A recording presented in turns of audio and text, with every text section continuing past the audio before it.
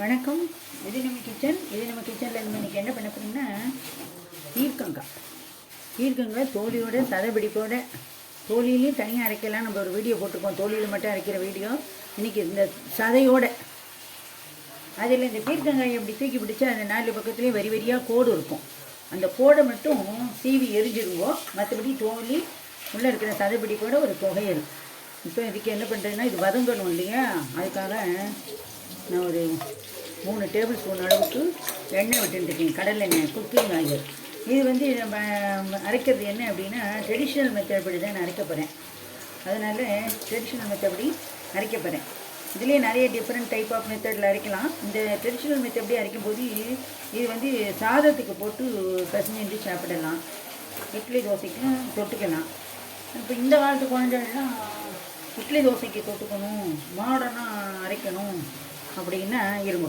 எண்ணெய் காஞ்சி கொடுத்து இந்தமாரி ஒரு பெருங்காயை கட்டி நான் எடுத்துட்ட அளவுக்கு சின்னதாக 2 நீட்ட மிளகாயும் 2 உருண்டை மிளகாயும் போட்டுருக்கேன். உளுத்தம்பருப்பு ஒரு டேபிள் ஸ்பூன் அளவுக்கு. இதை நம்ம வறுத்துக்கணும். சிம்மில் வச்சு வறுத்துக்கோங்க. ஏன்னா உளுத்தம்பருப்பு உள் அளவு வரைக்கும் வறுபடணும். அதனால் இந்தமாரி வறுத்துக்கணும். இப்போ என்ன பண்ணணும், தோசை, இட்லி, மாரி அடை இதுக்கெல்லாம் கொஞ்சம் டேஸ்ட்டாக சாப்பிடணும் அப்படின்னாக்க இதுக்கு உளுத்தம்பருப்பு வைக்க வேண்டாம். அதுக்கு பதிலாக வெங்காயம், தக்காளி, பச்சை மிளகாய், பூண்டு ஆப்ஷன் வச்சுக்கலாம். வச்சுட்டு அதேமாரி பூண்டு வைக்கும்போது பெருங்காயம் தேவையில்லை. எல்லாம் வச்சுட்டு கொஞ்சம் புளி, எப்படி இருந்தாலும் கொஞ்சம் புளி வச்சுக்கணும். புளியோட பீர்க்கங்காயம் வச்சு அண்ணா அரைச்சி எடுத்துட்டா அது டிஃபனுக்கும் தொட்டுக்கலாம். இப்போ அதையே ஒன்றுமே வேண்டாம்னா பச்சை மிளகாய் வச்சு மிளகாய்க்கு மேலே பச்சை மிளகாய் வச்சு அரைச்சிக்கலாம். நான் இப்போ புளியை போட்டிருக்கேன். புளியை நல்லா கிள்ளி போட்டிருக்கேன். ஒரு நெல்லிக்காய் சைஸு புளியை போட்டிருக்கேன். புளியை இதோடையே நல்லா வறுத்து விடலாம். கொஞ்சம் நல்லா சாஃப்டாகிடும். அரைக்கும்போது இந்த புளி தட்டுப்படாமல் இருக்கும். அதேமாரி இதில் நீங்கள் பூண்டு வச்சுக்கிறவங்க பூண்டு வச்சுக்கலாம். அதுக்கப்புறம் பூண்டு வேண்டாங்கிறவா பெருங்காயம் வச்சு விடலாம். கேஸ்ட்ரிக் ப்ராப்ளம் வராமல் இருக்கணும்னா 2த்தில் ஏதாவது ஒன்று யூஸ் பண்ணணும்.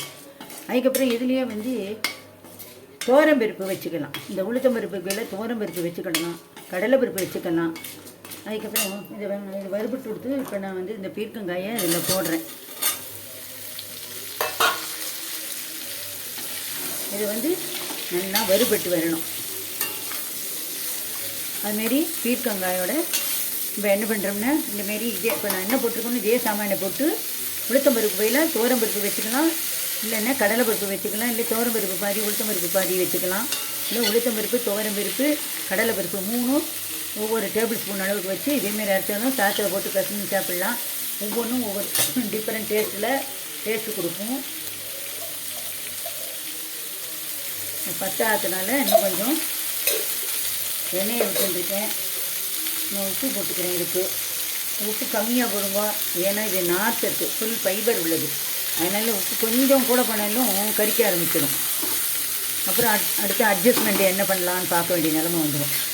அதனால் இதுமாரி அரைச்சிட்டு நைஸாகவும் அரைக்கலாம். இதை நல்லா வதங்கி ஆறினதுக்கப்புறம் நைஸாகவும் அரைக்கலாம், கோர்ஸாகவும் அரைக்கலாம். இது நல்லா வதங்கினோன்னு பார்க்கலாம். இப்போ நம்மளுடைய பீர்க்கங்காய் ட்ரெடிஷ்னல் மெத்தடில் பண்ணுற பீர்க்கங்காய் தொகையலுக்கு நல்லா வதக்கியாச்சு. யங்ஸ்டர்ஸ்க்காக சொல்கிறேன், பீர்க்கங்காய் எப்படி வதங்கிட்டு அப்படின்னு தெரியணுன்னா கலர் மாறிடும். அந்த கரண்டியால் இப்படி கட் பண்ணேன்னா 2ஆக உடைஞ்சிடும். அவ்வளோதான். இதுக்கு ஒரு துளியோண்டு வெல்லம் வச்சுக்கணும்.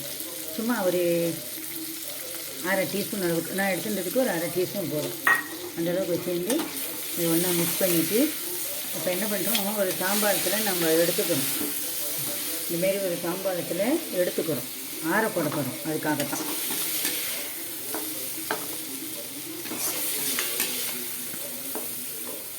இது அரைக்கிற மெத்தட் என்னென்னா, நான் எல்லாத்தையும் ஒன்றாவே போட்டு அரைச்சிட்டேன். ஒன்றாவே நான் கோர்ஸாக அரைச்சிடுவேன். மெத்தட் என்னன்னு கேட்டீங்கன்னாக்க உளுத்தம்பருப்பு எல்லாத்தையும் ஒன்றா அரைச்சிட்டு உளுத்தம்பருப்பை மட்டும் லைட்டாக இறக்குற நேரத்துக்கு இந்த மிக்சியை ஆஃப் பண்ணுற நேரத்துக்கு ஒரு சுற்றி இறக்கிடணும். அவ்வளோதான். நான் அடுப்பை ஆஃப் பண்ணிட்டேன். இந்த பாருங்க, இப்படி எண்ணெய் ஆற விடணும். இப்படி எண்ணெய் ஆற விட்டுட்டோன்னு வைங்கோ, ஃபேன் காற்றுல கூட அரை விடலாம், இல்லை அது பாட்டுக்கு அரட்டுன்ட்டு துவையல் அன்றைக்கி ஃபஸ்ட்டு இதை பண்ணிவிட்டு அரை போட்டுட்டு நீங்கள் பாட்டுக்கு கிச்சன் டியூட்டியை பார்த்துக்கிட்டீங்கன்னா நீங்கள் எல்லாம் முடிச்சுட்டு வரத்துக்குள்ள இந்தமாரி ஆறி இருக்கும். இதையும் அரைச்சி விடலாம், இந்த வேலையும் முடிஞ்சிடும். அரைச்சிட்டு உங்கள்கிட்ட காட்டு. இப்போ நம்மளுடைய பீர்க்கங்காய் துவையலுக்கு எல்லாம் வதக்கணும் இல்லையா, நல்லா ஆறிட்டு இதை நல்லா மிக்ஸி ஜாரில் போட்டு நல்லா 2 ட்ரிப்பாக அரைச்சி விடலாம்.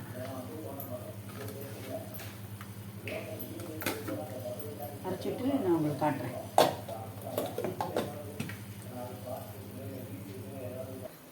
நம்ம பீர்க்கங்காய் துவையல் அரைச்சாச்சு, ரெடி ஆகிட்டு. நான் கோர்ஸாக அரைச்சிருக்கேன், ட்ரெடிஷ்னல் மெத்தட் படி அரைச்சிருக்கேன். ட்ரெடிஷ்னல் மெத்தட் படி தான் வேணும் அப்படிங்கிறவா இந்தமாரி அரைங்கோ. இல்லை எனக்கு டேஸ்ட்டு இன்னும் கொஞ்சம் என்ஹான்ஸ் பண்ணி கொடுக்கணுன்னா இதில் தேங்காய் வச்சு அரைங்கோ. தோசை, இட்லி, அதுமாரி டிஃபன் வெரைட்டிஸுக்கு சாப்பிட்ணுன்னா இதில் வெங்காயம், தக்காளி, பச்சை மிளகாய், இஞ்சி வச்சுக்கலாம், ஆப்ஷன். பூண்டு ஆப்ஷன். இதெல்லாம் வச்சு அரைங்கோ. இப்போது நம்ம ட்ரெடிஷ்னல் பண்ணி அரைச்ச பீர்க்கங்காய் துவையல் ரெடி. நான் முன்னாடி பீர்க்கங்காய் தோலில் துவையல் போட்டிருக்கேன். இது தோலும் பீர்க்கங்காய் உள் சதை பகுதியும் சேர்ந்து அரைச்ச துவையல் ரொம்ப ரொம்ப டேஸ்ட்டாக சுவையாக இருக்கும். நீங்களும் இதுமாரி பண்ணி போயிருங்கோ. நான் பண்ணுற டிஷ் உங்களுக்கு பிடிச்சிருந்தா எனக்கு சப்ஸ்கிரைப் பண்ணுங்க, ஷேர் பண்ணுங்க, கமெண்ட்ஸில் சொல்லுங்க எப்படி வந்ததுன்னு. உங்களுக்கு வேறு ஏதாவது ரெசிபி பண்ணணும் அப்படின்னாக்கா எனக்கு கமெண்ட்ஸில் கொடுங்கோ. நான் டைம் இருக்கும்போது நீங்கள் என்னென்னலாம் சொல்கிறீங்களோ அதெல்லாம் நான் பண்ணி காட்டுறேன். நன்றி, வணக்கம்.